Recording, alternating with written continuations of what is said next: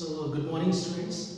Today we will study about past perfect continuous tense. Past perfect continuous. Alright.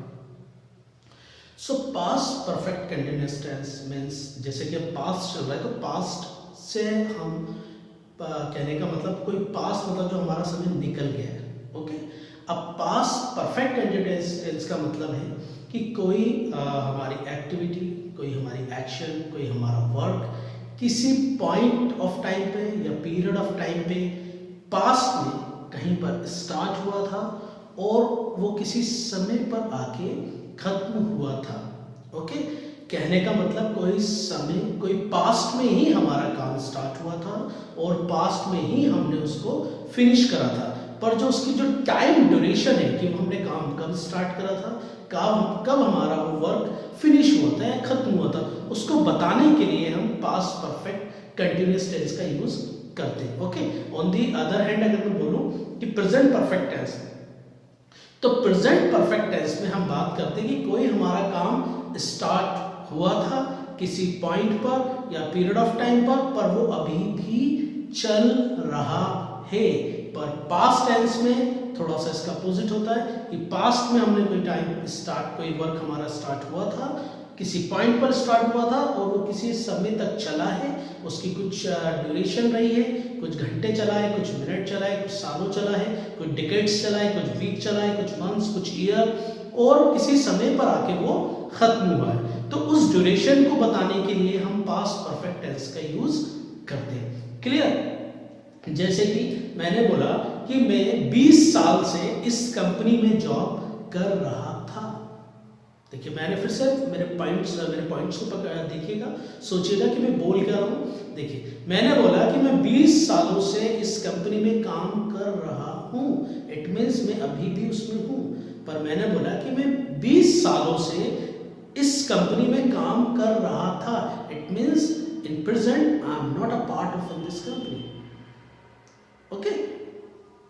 तो जब कोई हमारा काम स्टार्ट हुआ था, कोई काम हमारा पास्ट में हमने स्टार्ट करा था, वो चल रहा था, वो किसी पॉइंट पर आके फिनिश हुआ या खत्म हुआ, कोई एक्टिविटी हुई, कोई एक्शन हुई हमारी, कोई वर्क हुआ, है ना, तो वहां पे हम पास्ट परफेक्ट कंटिन्यूअस टेंस का यूज करते हैं. इसमें I, you, we, they, he, she, it, any, singular, plural, सब के लिए had plus been plus verb की आईएनजी फॉर्म प्लस ऑब्जेक्ट का यूज आप करेंगे.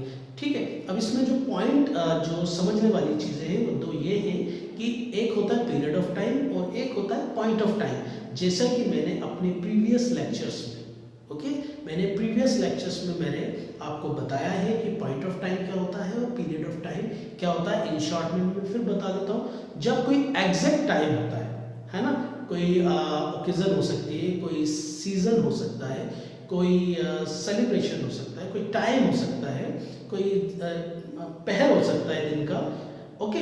तो वहां पे जब हमें एग्जैक्ट टाइम पता होगा, बिल्कुल परफेक्ट टाइम पता होगा, तो हम यूज करते हैं सिंस. ओके. ईयर, जैसे ईयर है, डेज है, मंथ के नेम है. क्लियर? और कोई हमारी लाइफ की कोई एक कंडीशन हो सकती है, जैसे ओल्ड एज हो गया या यंगर एज हो गया या हमारा चाइल्डहुड हो गया, है ना.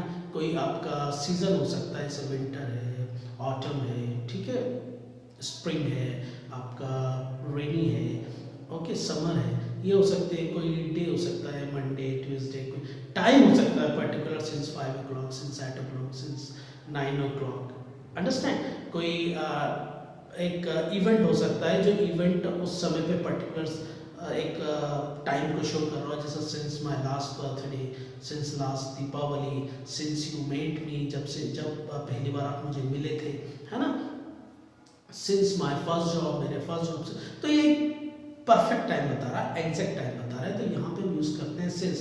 पर जब हम फॉर की बात करते हैं तो वो पीरियड ऑफ टाइम बताता है. कहने का मतलब एग्जैक्ट टाइम नहीं बताता है, पर जो उसका पूरा एक समय अंतराल था, पूरी जो उसकी ड्यूरेशन थी वो बताता है. उसके लिए हम यूज करते हैं फॉर. क्लियर? जैसे for 5 minutes, for 10 minutes, for 8 years, for 9 years. अब देखिए, फॉर 9 years जैसे एक एग्जाम्पल में दूं, for a decade, okay, for a century. अगर मैं ये बोलूं तो इसमें आप एक, जैसे अगर मैंने बोला फॉर अ सेंचुरी, अब सेंचुरी में 100 years होते हैं, तो 100 year में से किस ईयर में, ओके, तो थोड़ा डिफिकल्ट हो जाएगा, है ना। तो जब हम फॉर यूज करते हैं तो हम पीरियड ऑफ टाइम की बात करते हैं, और जब हम सिंस बोलते हैं तो हम पॉइंट ऑफ टाइम की बात करते हैं, ठीक है। आइए हम इसके कुछ एग्जांपल्स देख लेते हैं, वो आपको हेल्प करेंगे क्लियर करने में। देखिए, I had been working in this company for 10 years। मैं इस कंपनी में 10 सालों से काम कर रहा था।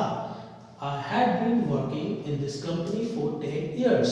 मैं इस कंपनी में 10 सालों से काम कर रहा था, ठीक है। अब यहाँ पे for 10 years, for 10 years मतलब 10 साल। अब अगर मैं आपसे ये बोलता हूँ कि I had been working in this company for 10 years, so it is not easy task to know you that कि when I started my work in this company, है ना।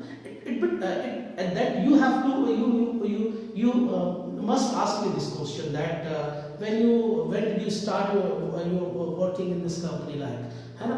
कहने का मतलब इसमें ये शो नहीं कर रहा है कि मैंने कब से करा, पर अगर यहीं पे मैं बोलता कि I had been working in this company since 2000, okay, या since January 2000, है ना। तो अब इसमें आप क्लियर हो रहा है, ये चीज मैसेज क्लियर हो रहा है कि हाँ भाई 2010 से मैं इस कंपनी में काम कर रहा था, है ना। तो उससे एक पूरा एक टाइम पता चल जाए कि हाँ 5 साल हो गए या 6 साल हो गए, क्लियर। पर जब फॉर की बात करेंगे तो हम एग्जैक्ट टाइम नहीं बता सकते, पर पीरियड ऑफ टाइम बता सकते हैं, क्लियर।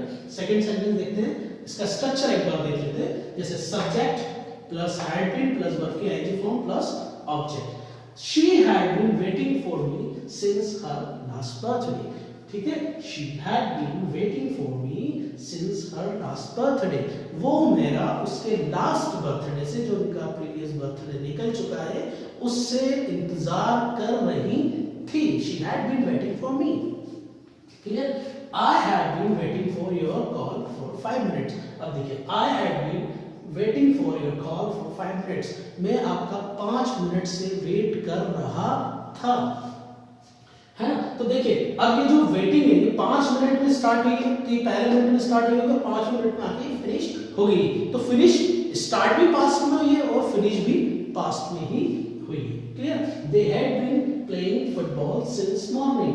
वो सुबह से, अब यहाँ पे सिंस, फिर मॉर्निंग का यूज किया तो सिंस मॉर्निंग। अब हमें पता है कि मॉर्निंग का टाइम ड्यूरेशन क्या होती है ना। तो सिंस मॉर्निंग मतलब वो सुबह का जो टाइम है वो एक एग्जैक्ट टाइम है कि हाँ ये सुबह से फुटबॉल खेल रहे थे।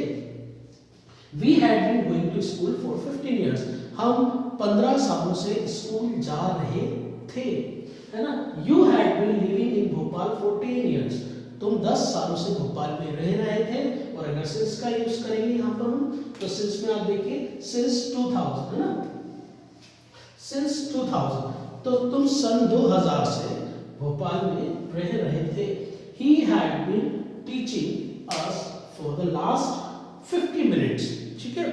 वो हमें, he had been teaching us for the last 50 minutes, वो हमें पिछले 50 मिनट से पढ़ा रहे थे, ठीक है। She had been talking to me since 7 o'clock, ठीक है। अब देखिए यहाँ पर टाइम में भी सिंस का यूज हुआ है, क्योंकि सिंस 7 o'clock ये एग्जैक्ट टाइम बता रहा है कि अगर मैं किसी को ग्रामर में ये सेंटेंस के अकॉर्डिंग, जब आप सेंटेंस देखेंगे तो उसमें आपको समझ में जाएगा। अगर कोई व्यक्ति आपसे बात कर रहा है 8 बजे और आपने बोला she had been talking to me since 7 o'clock, तो समझ जाएंगे 1 घंटे से बात कर रहे थे। कहने का मतलब यहाँ 7 o'clock जो है वो एग्जैक्ट टाइम बता रहा है, ठीक है। ये पॉजिटिव आंसर है। देखिए इसमें सब में वर्ब के साथ हैड बीन प्लस वर्ब की ING form plus object use हुआ है। अब जब नेगेटिव बोलेंगे तो हैड नॉट बीन का हम इसमें यूज करते हैं, ठीक है। और हैड नॉट को हम शॉर्ट में बोलते हैं हैड इट, है ना।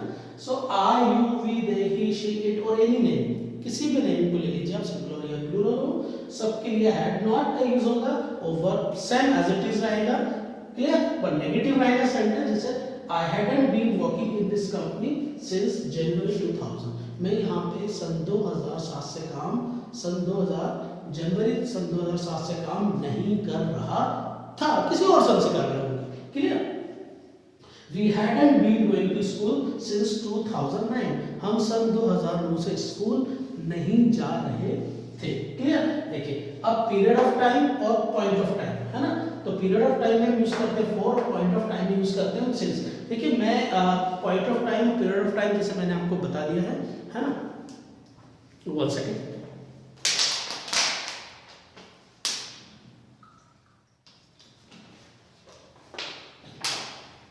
देखिए, तो पीरियड ऑफ टाइम और पॉइंट ऑफ टाइम को मैं एक छोटे से ड्राइंग से आपको बताना चाह रहा हूँ, आप इसे समझिए। ठीक है, देखिए ये जो पॉइंट है ना, ये जो पॉइंट है, इस टाइम पर हमारा वर्क स्टार्ट हुआ है, इस टाइम पर हमारा वर्क स्टार्ट हुआ है, तो ये पॉइंट ऑफ टाइम है। ये हमें पता है कि हमारा वर्क इस टाइम पर स्टार्ट हुआ है, तो हमारा पॉइंट ऑफ टाइम है। कहने का मतलब हम इसमें यूज करेंगे सिंस। पर अब इस पूरी ड्यूरेशन में हमने कहां पे टाइम, हमारा वर्क हमने कहां पे स्टार्ट किया था, वो अगर हमें नहीं पता है तो हम यूज करेंगे पीरियड ऑफ टाइम। क्लियर? तो ये पॉइंट ऑफ टाइम और पीरियड ऑफ टाइम है ना। कुछ एग्जांपल्स मैं आपको दे देता हूं, जैसे फॉर में पीरियड ऑफ टाइम में फॉर में यूज करेंगे, जैसे for minutes, for a seconds, for hours, for a week, for some days, for 3 months, for 5 months, for 10 years, for 3 decades, for a century, ठीक है, for 50 minutes, for 60 minutes, for 7 days, for 8 days, for 9 days। पर जब हम since की बात करेंगे हम point of time use करेंगे, जैसे मैंने बताया since 2007, since morning, since January, since 7 o'clock, since 8 o'clock, है ना, सिंस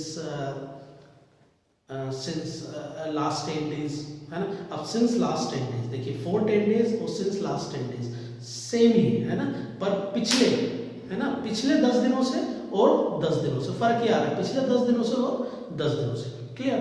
और सिंस माय बर्थ, है ना, since January, since February, since summer, since rainy, since winter.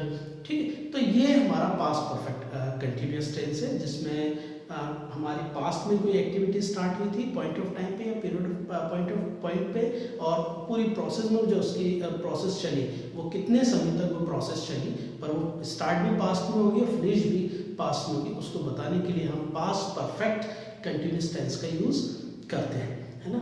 Okay, thank you. अगर आपको मेरा ये लेक्चर पसंद आया पास्ट परफेक्ट कंटिन्यूअस टेंस का, तो प्लीज़ लाइक और शेयर करें, और अगर आपको कोई डाउट है और आप मुझसे पूछना चाहते हैं तो आप मुझसे कमेंट करके पूछ भी सकते हैं। Thank you guys.